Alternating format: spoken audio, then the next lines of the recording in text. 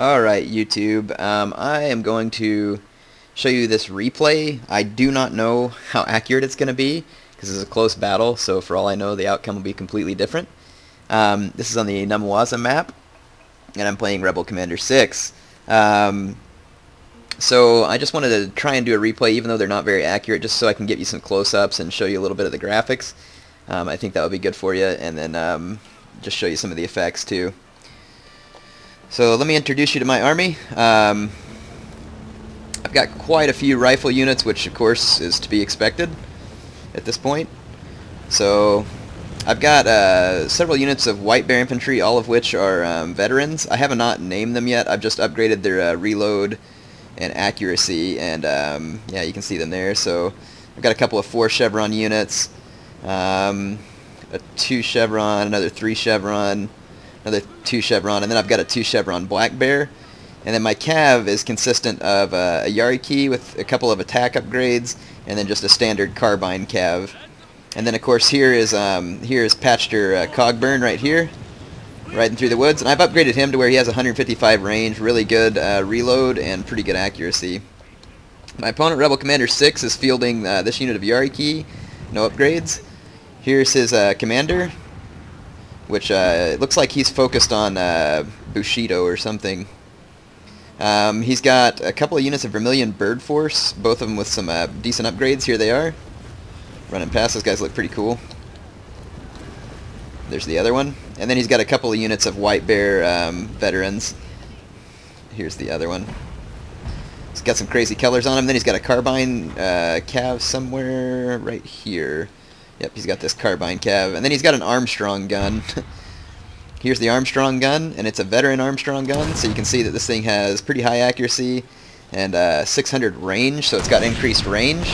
Or no, I said Armstrong Gun, it's the Parrot Gun, but it has a lot of upgrades poured into it. You can see that it's definitely got some bonuses going on. And this thing is going to wreak havoc on me the entire fight. Every time I bring artillery, it's not super effective, but it's been used against me to where it hits everything, every time, all the time. And maybe it just really depends. And but in any case, that's what's going on right here. So he's opening fire on me with these Parrot guns. You can see that they've already racked up 97 kills, just to give you an idea. And I promise you, they aren't done yet. So let's take a look at the effects of these Parrot gun hits on my side. It'll be pretty nice with the blood effects. Right now he's firing at my Toasted Rifleman, but it's also hitting some of my Black Bears and White Bears that are here. Some of you have asked why these guys don't carry a bayonet. I don't know, I wish they did, but it's because they have a katana that they use whenever they fight in melee. So there you can see the Parrot gun effects. There's a lot of glitches in the game right now, and one of the glitches is the fire at will mode with the Toasted Rifleman doesn't work very well. I kind of had to like sit there and twitch around. Look, some of my White Bears just got blown up. Pretty sweet, huh? There's my Toasted Rifleman drawing some blood on his troops too, but they're not going to get near as many kills as those Parrot guns. And as soon as someone runs their line infantry towards your Toasted Rifleman, you should retreat.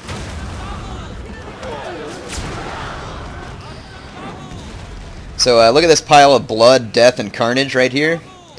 Let's take a look at how many kills those Parrot guns are up to. They're up to 226 kills now. And it's really my mistake. I shouldn't have these two units so close to each other. So I'm actually feeding him more kills. So every one of his artillery hits is going to end up hitting 2 of my units.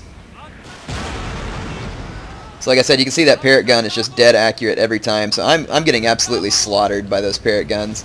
And my Toasted Riflemen have good range, but my opponent just does not want to walk right into my troops, because my guys have every bit as good of reload and accuracy as his, although his have a little bit higher morale. And with the lower morale of my troops, there's no way I can just walk into his troops, or else my guys will rout too quickly. So I'm going to have to bide my time here, even though those Parrot guns are absolutely slaughtering me, and I'm sure that he's got increased ammunition on it too. No, he doesn't. It just has a crap load of ammo. So I kind of wish they would tweak the ammo on the artillery a little. Look, here's one of the glitches going on right here. Look, my Toasted Rifleman won't fire because they're sitting there doing like that little inch forward dance. It's pretty retarded, to be honest. CA needs to address some of these. So while my men are getting blasted to bit by shrapnel shot, which is quite appropriate, I figured I would finish my review of Fall of the Samurai multiplayer for you. So in any case, the game is very fun. It is full of glitches right now, and I mean chock full of glitches. But then again, what's different? I mean, all of our games have been like that. See, look, like my white bears right here aren't reforming, and so they take too long to reform, and it puts them at risk. Like, so there's a lot of little things like this that can really end up losing the battle for you if your opponent manages to capitalize on it. So it's pretty stupid, and I've noticed that your guys, sometimes when they'll start to get torn up in a line fight, they won't reform right. They'll sit there and do that little twitch thing, and they won't reform, and the other units will just sit there and blast you while your men don't even fire back. So, in any case, look at the pile of dead bodies here from those pair of guns. He's still firing at my Tosa Rifleman, but his misses are still hitting my my other units. So I push forward my Tosa Rifleman just barely in front of my white bears, because only the front line fires anyway. So I'm going to open fire on his men again, and I'm still picking at that Vermilion Bird Force unit. And look, there goes my white bears reforming. Right now my white bears should be firing at his men, but look, they're reforming. So stupid. They need to fix this crap. Why do your men need to reform before they can fire anyway? They need to just take that out. If your men get blasted up, just have them keep firing. All that reforming and stuff just messes it up. But in any case, the artillery barrage continues. My Tosa Riflemen are going to keep up their work.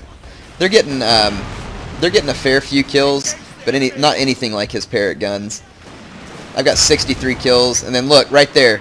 See, my white bear infantry walk forward into his men, rather than firing from where they should have, because they had the range, they just didn't fire. They walked forward and then got routed.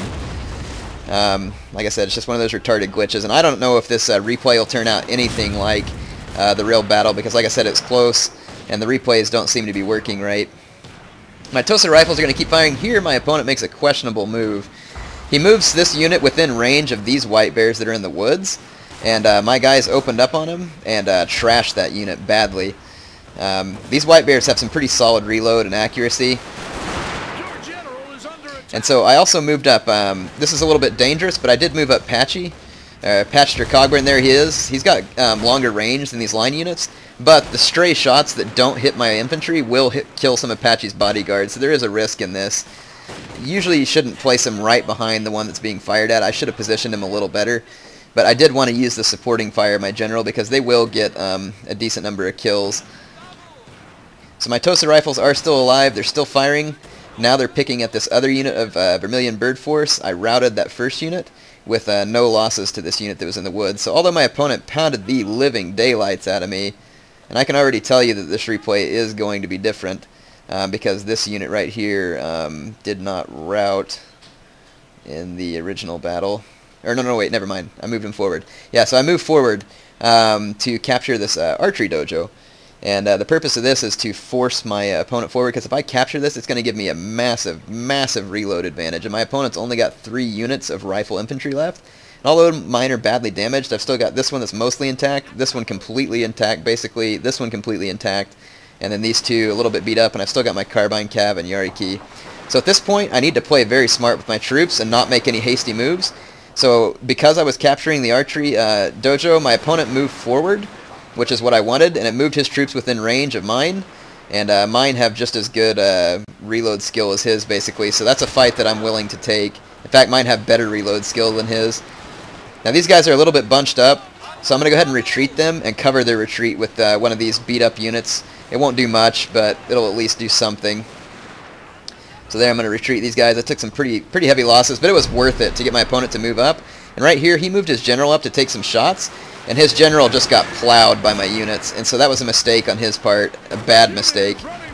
And I believe that's his general right here. And, yeah. Anyway, here's his Vermilion Bird Force duking it out with my white bears. Elsewhere on the battlefield, here comes a Yariki charge. These guys are going to get absolutely cut down by my white bear infantry, and then I'm going to counter-charge with my own Yariki. So this is going to be an ineffectual charge for my opponent. He's going to cause very little damage. So in the center, my opponent charges a unit of Shogutai forward. which is kind of a sword wielding unit with very high attack, but they're going to get clobbered by my units, and I have my carbine cav within range too, and the carbine cav have huge reload. They have 70 reload. Their accuracy is not all that great, but they have massive reload. So you're going to see me absolutely just cut that Shogutai to pieces. So when you bring melee units in this particular game, which you can, you need to make sure that you use them right. Just charging them like that without any cover or not being from the flank or something is just going to get them killed. So here's the point of view from my men. Getting some nice blood splatter. Let's maybe back up a little. There, that'll be a little better. So yeah, I'll let you. Yeah, see, look, there goes a little shuffling thing where they quit firing and they just keep shuffling. So that's what I'm talking about. CA, you really need to fix that. It really screws up the mechanics of the game when they keep shuffling around like that. So look at my men, not firing at all, shuffling, shuffling, shuffling. And see, the thing is his men aren't firing very much either, thank goodness, because if they were, my troops would have just gotten completely wrecked.